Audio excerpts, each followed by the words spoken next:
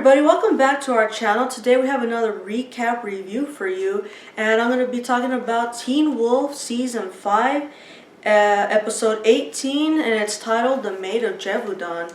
Initially I just thought this episode was really interesting. It went back and forth between the 1700s and present day, so we got a little bit of a past history about the Beast, and we got to know about a character named Marie-Jeanne. She's played by Crystal Reed, and for those of you who remember, that's Allison Argent. She also plays Allison. This episode is really interesting. I really liked how we got to see the full history, pretty much to me, about the Beast, of who he is now, what he's trying to remember, and a little bit about what's going to happen.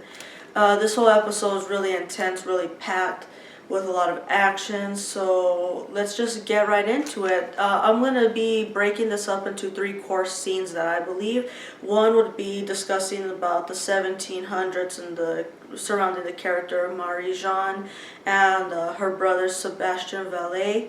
And then I'm going to be talking about, there's another scene with Chris and Gerard Argent and Lydia. And then there was another scene, what I like to call Scott in the School.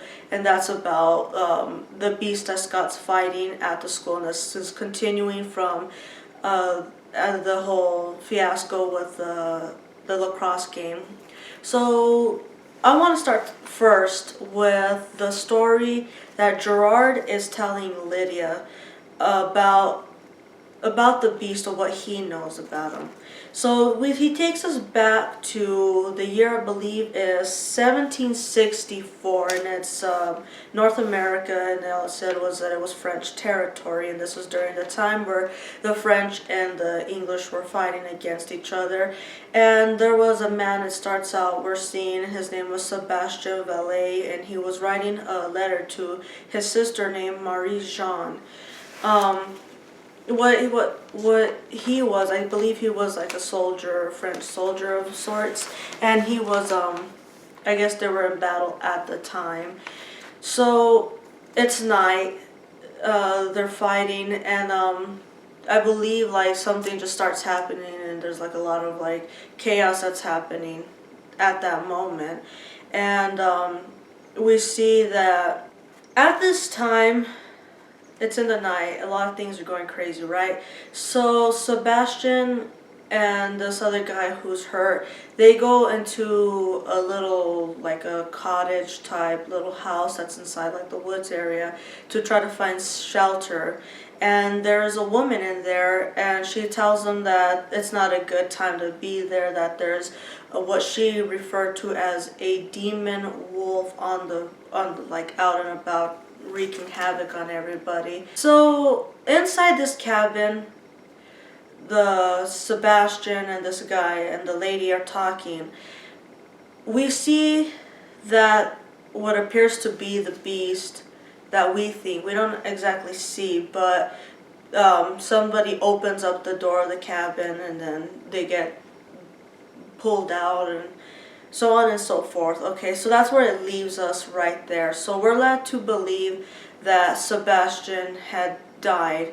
And then we see in a bar, I believe it's like a pub kind of bar thing, and Marie-Jeanne is really worried, and her brother's missing, and they have they pinned like a paper that, what I believe it reads, is like a reward for the Beast if whoever kills him. I'm not sure, I don't speak French, so I'm not exactly sure what the sign said, but it basically looks like one of those signs where you put up and like a reward if found, or if handed in or killed or something like that. And it has a little picture of a wolf on it, so I'm assuming that's what that little sign is. But in this place, Marie-Jeanne is listening to the men around her who are speaking, and they're talking about the Beast. And it was kind of like what Gerard had said in an earlier episode, that the main reason the Beast does what he does is not to gain anything out of it. He kills for sport, and that's basically around the same lines that they were saying in the bar, the men who were in there, while all this is happening. And while the men are talking, Marie-Jeanne looks upset and she's really missing her brother, but he actually happens to walk in the door. So it's a good reunion between her and him, and he goes and they embrace each other, and it's a very warm moment. In this scene, the men are talking about who's gonna go and who's gonna be the one to lead them to take out the beast. And Sebastian volunteers his sister and claims that she's the best hunter that there is around their area. So we're led to believe that, of course, she's gonna be the one to go and lead the group of men or whoever to try to find the beast. So the day comes, they're gonna go out, they're gonna head out, and they're gonna track down the beast. And it's early right now, or at that moment it was early. And Marcel, he was another man who was around, and Sebastian are warning Marie-Jeanne to not underestimate, in my opinion, is what they're warning her, to not underestimate the supernatural, and they're trying to tell her. But since she's a skeptic, she's not believing that there really is somebody or something out there that's a demon wolf. She's thinking basically it's just like a regular wolf or like a beast or something that's attacking them, and it's nothing supernatural. So they're trying to warn her, like, this is really happening. I've seen it myself. So maybe you should go in a little more cautious. Of course, she's not really like taking the message. It's like if somebody tries to tell you something that you have never seen and you feel like it's fake, you're really not going to believe it. So I think that's like what she's feeling or what she was going through. So they go out, they leave early on, and they end up they're hunting and they're looking, but they end up going into the nighttime, and it's pretty much assumed that the beast will come out at night. So at that time, I believe they said it was after midnight, the beast starts killing, and she's left like alone, kind of, because they're in the woods. The beast is taking out people left and right, and we just hear them shouting and stuff. And then the beast actually comes after her.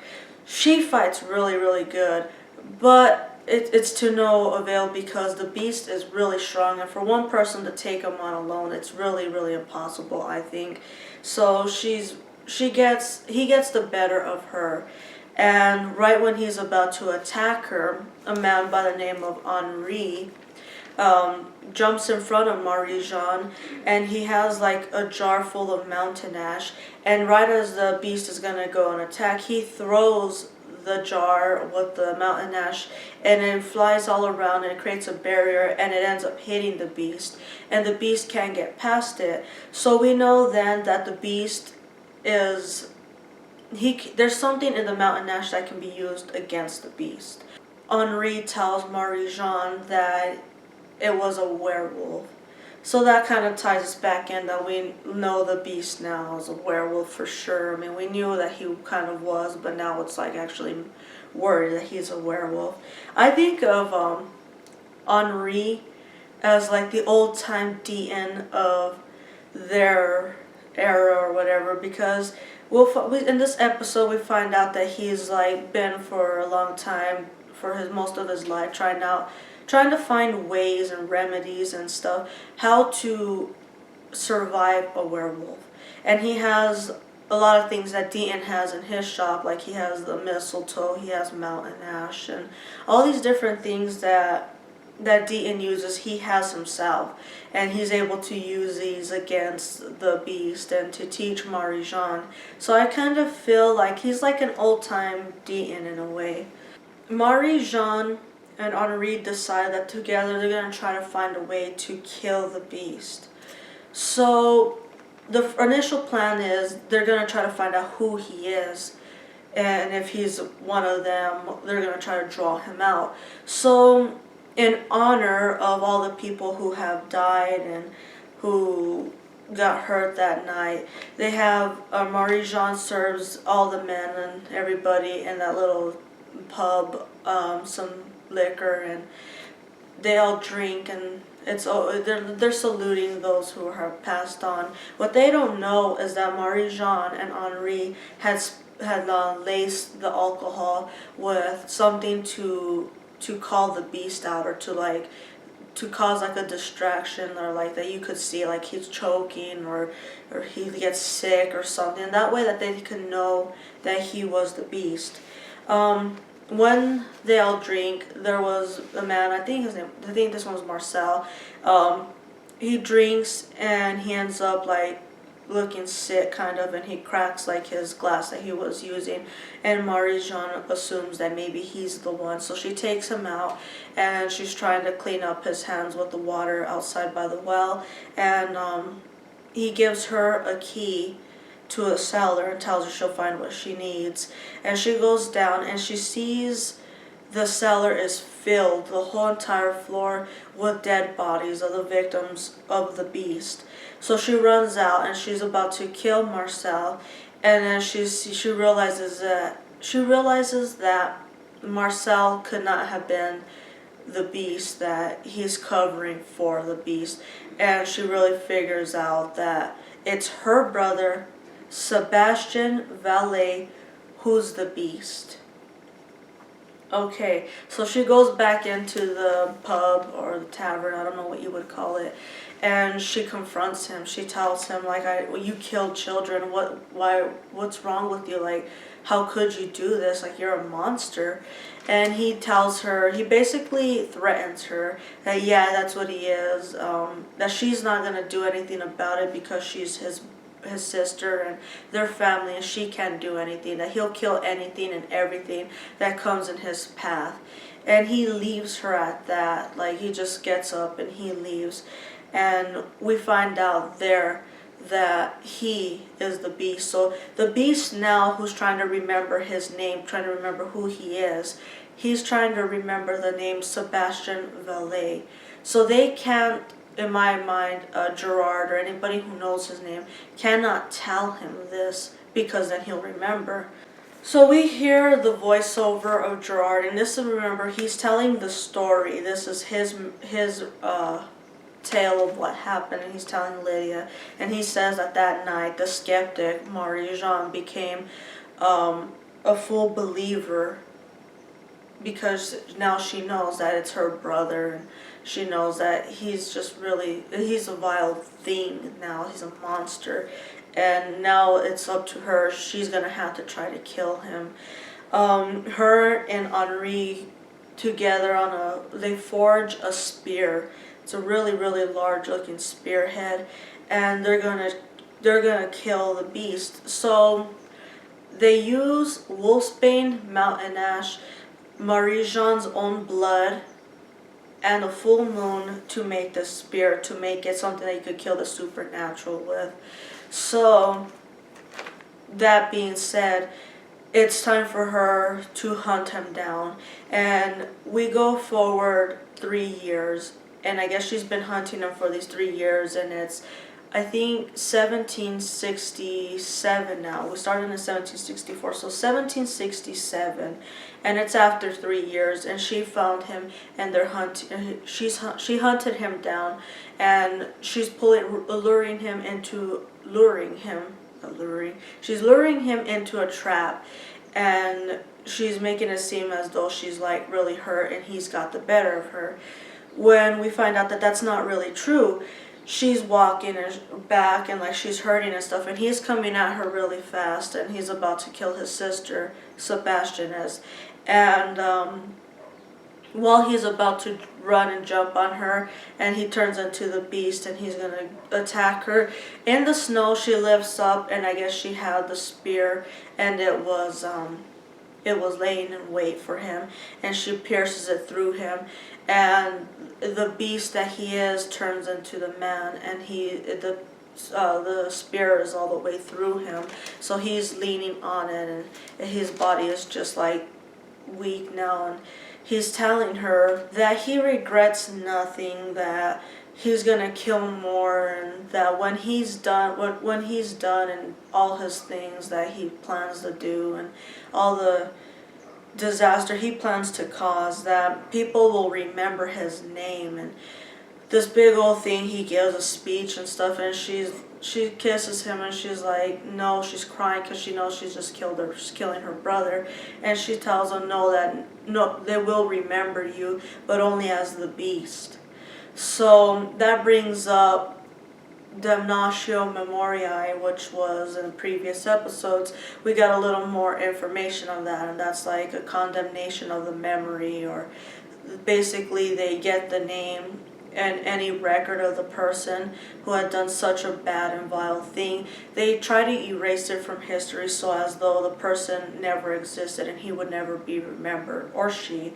So she and everybody else in the community eventually burn all of his stuff, all records of him, and to show that like he would only be remembered as the Beast, and they'll never say his name or anything like that because he at this point should not exist. We see at the end of this scene, or this story arc, Marie-Jeanne ends up marrying Henri, and she takes his last name, and we find out at the very end that his last name is Argent.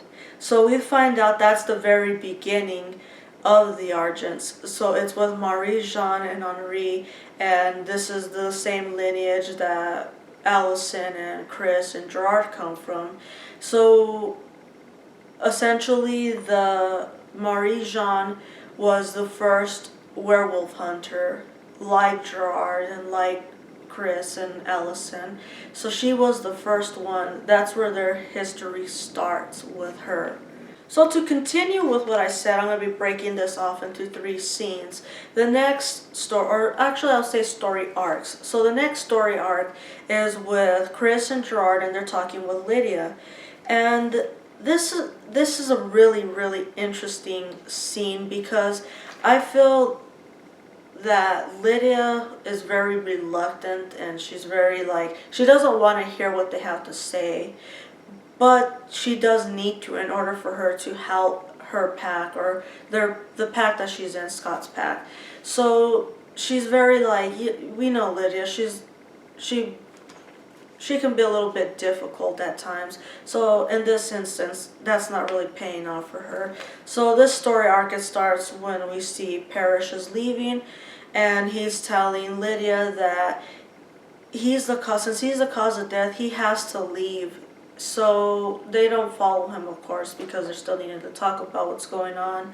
And Gerard begins to tell her the story, and the story is what I just explained to you, the whole story of Marie-Jeanne, Sebastian, and Henri. So Gerard goes back and forth and telling the importance of why Lydia needs to listen and what it is that he needs her to get from it. At the very end of this elaborate story that Gerard tells Lydia and Chris, Lydia comes to the conclusion that Marie-Jeanne did not kill the Beast by herself. She had Henri, she had Marcel, she's had a whole community of people who helped her kill the Beast. It wasn't just her. So that means that it would have to be the whole pack. And maybe, I think, Theo's pack. Liam, he'll probably get his eventually. But it would be Scott's pack, and I think the Argents, and I'm believing Theo's pack too. Together, I think they're all going to have to work, strategize, and come up with a way that they could all kill the Beast. And by saying this, Lydia tells the Argents that they too need Parrish. So she's gonna have to try to find him, try to bring him back in. But the Argents, they don't believe that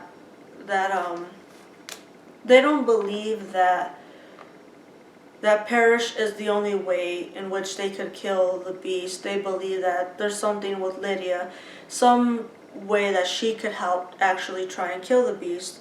So they're gonna, I believe, their approach is using Lydia, but Lydia wants Parrish. So it's just a big old mess, and it's just like a repeated thing that one leaves, the other one needs to pull him back, and the other one leaves, the other one needs to pull it back, which ties into what Jeff Davis said, that the Banshee and the Hellhound need each other. They're interconnected, and for whatever reason, they're a pair. So of course they're gonna need each other, but I want to find out how, what it is that they're gonna be needing, or how they're gonna work together. So we leave that story arc as is.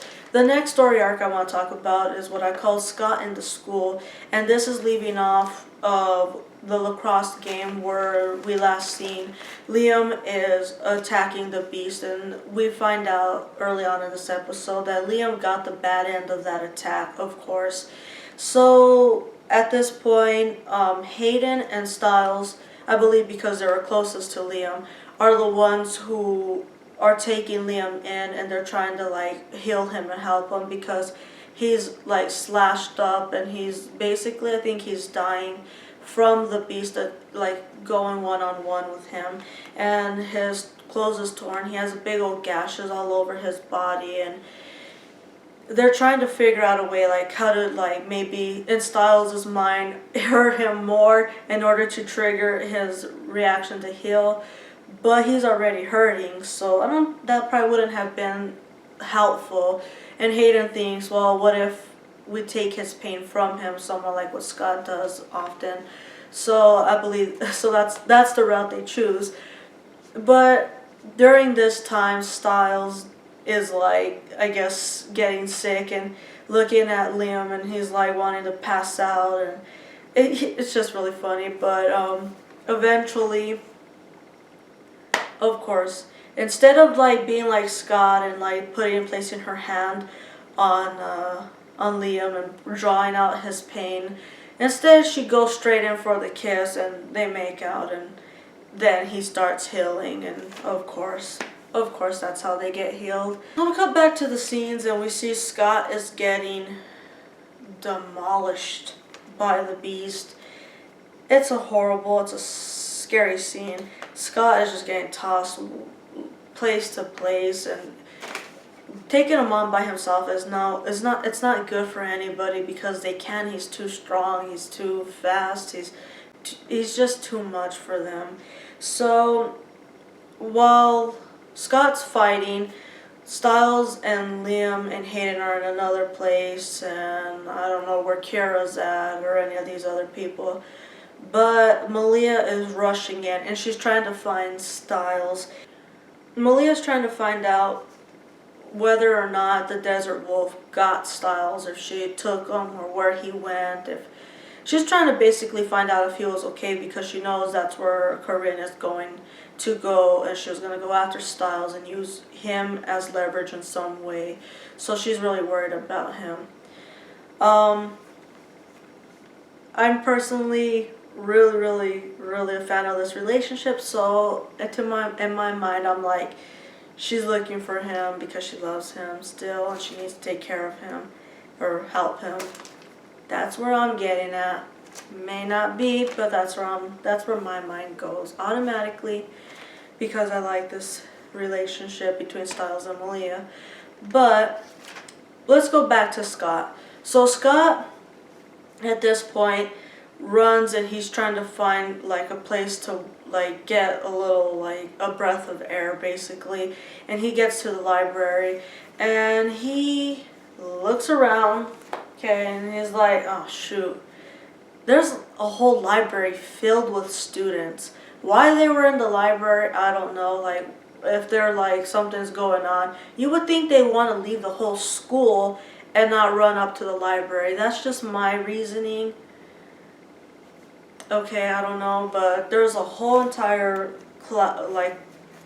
group of students who are inside the library, and they're all hiding, and they're trying to be really quiet. They're scared, and Scott's trying to figure out like, oh shoot, the beast is coming after me, and here I led the beast to these people. So he tells them to get to the upper level of the library and to hide. So I don't know if they necessarily see Scott on the bottom. I think they're maybe like facing the other way or hidden by some shelves or something. So when Scott fights and stuff, I don't think they'll see him or see the beast or anything. So the beast actually gets in there, and he's fighting. Him and Scott are just going one-on-one, and Scott is getting destroyed. he's not being able to get up really quickly. He's getting tossed everywhere, and I'm at this point panicking like, oh God, the last time Scott was in this library fighting, he died. I don't want Scott to die. This is really making me nervous. So, luckily, Liam, Malia, and Brayden get there, and they start hitting the beast and pretty much get Scott out of the way. And Brayden, badass as she is with her shotgun, she just starts shooting and shooting and shooting the beast, and she shoots him, and he like jumps out of the window and he takes off. So and then we see like Malia hulk up, and she gets all like coyote on everybody, and at that point we see that Scott is okay, and they get him up, and they're basically like, did you really think you can take on the beast alone?